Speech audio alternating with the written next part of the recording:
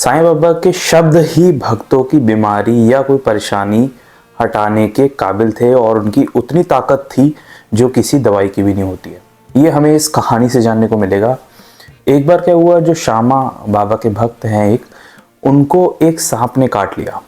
और सांप ने काट लिया तो अक्सर शिरडी में ऐसा होता था कि अगर किसी को सांप काटता था तो वो विठोबा जी के मंदिर ले जाते थे और वहाँ पर जो है औषधि वगैरह से उसका ट्रीटमेंट किया जाता था। अक्सर गांव में ऐसा होता है जिसमें एग्जैक्टली मुझे नहीं पता, पर कोई झाड़ फूक करके या कुछ पानी वगैरह डाल के वो जो है वो विष को, पॉइजन को निकाला जाता है। तो जब श्यामा को ये सांप काट गया तो श्यामा को लोगों ने बोला कि तुम विठोबा के मंदिर चलो, विठोबा भगवान के मंदिर में ये इसका जो ट्रीटमेंट किया जाएगा। पर श्यामा ने उनकी बात नहीं सुनी और वो सीधे भागे द्वारका माई की ओर, क्योंकि उनके विठोबा उनके साईं बाबा ही थे। तो वो जैसे ही द्वारका माई में अंदर घुसते हैं और वो बाबा को कुछ कहने वाले होते हैं कि मुझे सांप ने काटा, द्वारका माई की सीढ़ियाँ चढ़ने वाले होते हैं, तो बाबा एकदम खड़े होके और उन्हें डांटते हैं।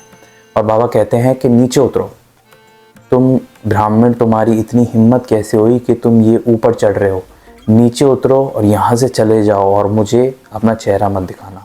ऐसा करके बाबा बहुत गुस्से में लाल हो गए और उन्हें डांटने लगे, फटकारने लगे। अक्सर जो होता है, श्यामा क्योंकि बाबा से बहुत क्लोज थे और वो हर तरह की बात बाबा से कर लेते थे, हंसी मजाक भी कर लेते थे और बहुत ज्ञान की बातें भी कर लेते थे। बट ये सुन के उनका दिल एकदम टूट गया और वो बहुत डिसअपॉइंट हो गए। वो सोचने लगे कि बाबा मेरे लिए सब कुछ हैं और मैं इनके पास भाग के आया और ये मेरी मदद नहीं कर रहे हैं, और अगर इन्होंने ही मना कर दिया तो अब मेरी मदद कौन कर सकता है। और उन्होंने सोचा कि आज मेरा जो है वो दिन आ चुका है।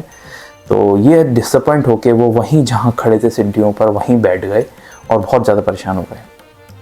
थोड़े ही समय बाद बाबा शांत हो गए और उनको बुलाकर अपने पास बैठाया और उनसे कहा कि तुम क्यों फिक्र करते हो, तुम्हें फिक्र करने की ज़रूरत नहीं, टेंशन लेने की ज़रूरत नहीं, घर जाओ, थोड़ी देर वहीं पर रहो और मैं हूं ना, मैं तुम्हें बिल्कुल ठीक कर दूंगा। ये कहकर श्यामा को बाबा ने घर भेज दिया अपने, और उनके साथ साथ जो तात्या पाटिल हैं और जो दीक्षित साहब हैं उनको बोला कि आप भी जाइए, श्यामा को घर लेकर जाइए। और एक बात का याद रखना कि इसे जो खाना है वो खाए थोड़ा बहुत, लेकिन ये आराम ना करे, लेटे नहीं, घर के अंदर ही थोड़ा बहुत घूमते रहे और ये बिल्कुल लेटे नहीं। ऐसे इंस्ट्रक्शंस दिए गए और इन इंस्ट्रक्शन को पूरा करते ही देखा कि जो विष है वो बिल्कुल उतर चुका था और श्यामा ठीक हो गए। अब इससे हमें ये समझने को मिलता है कि जब श्यामा द्वारका माई की सीढ़ियाँ चढ़ने लग गए थे तो उसमें जो डांट बाबा ने लगाई वो श्यामा को नहीं थी, असल में उनके जो सांप काटा था उस जगह से जो है पॉइजन उनके शरीर में ना फैले, बाबा ने अपने शब्दों के माध्यम से उस जहर को फैलने से रोका था।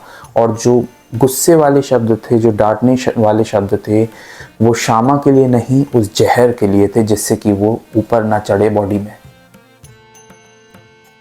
अक्सर लोग किसी न किसी चीज़ का सहारा लेते हैं जहर को निकालने के लिए, लेकिन बाबा के शब्दों में ही इतनी ताकत थी। मैं ये कहूँगा आज भी है कि अगर आपसे किसी कार्य में बाबा ने कह दिया है कि हो जाएगा, मतलब आप ये मान के चलिए कि वो काम आपका होकर ही रहेगा। और इसी तरीके से बाबा ने भी श्यामा की रक्षा की, जो कि बहुत परेशान हो गए थे एक पल के लिए, तो जब बाबा ने उन्हें डांटना शुरू किया था। तो किसी भी प्रॉब्लम सॉल्व करने के लिए किसी भी चीज़ की ज़रूरत नहीं है, सिर्फ उनके शब्द ही बहुत है। और ऐसी ढेर सारी असली हिस्ट्री साईं बाबा से जुड़ी हुई इस चैनल पर अवेलेबल है। अगर आप देखना चाहते हैं तो उसको देख सकते हैं। और इस तरह ढेर सारी वीडियोस आप इस चैनल पर जाकर देख सकते हैं, जहाँ पर आपको साईं बाबा से जुड़ी हुई रियल हिस्ट्री जानने को मिलेगी। मिलेंगे एक नेक्स्ट वीडियो में, तब तक के लिए ओम साई राम।